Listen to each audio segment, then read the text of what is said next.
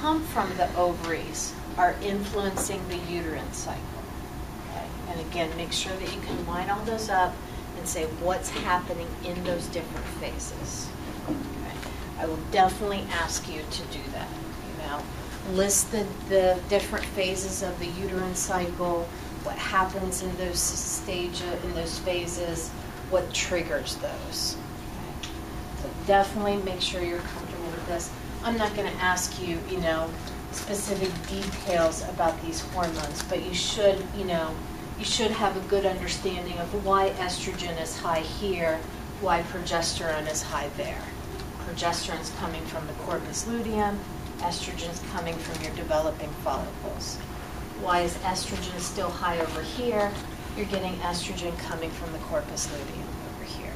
Okay, so kind of basic things with that. This right here is just looking at the feedback mechanisms. So again, estrogen coming from that developing follicle is going to come up here and inhibit the hypothalamus and anterior pituitary, keeping FSH and LH levels lower.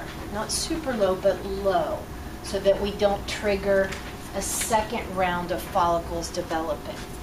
But because those follicles are continuing to mature, estrogen levels are going to keep rising and rising and rising. And once they hit that special threshold value, then it's going to cause this area to release FSH and LH in that big surge, and that triggers ovulation. So it's just that part right there that is estrogen being excitatory to the hypothalamus and anterior pituitary. The rest of the time it's going to be inhibitory.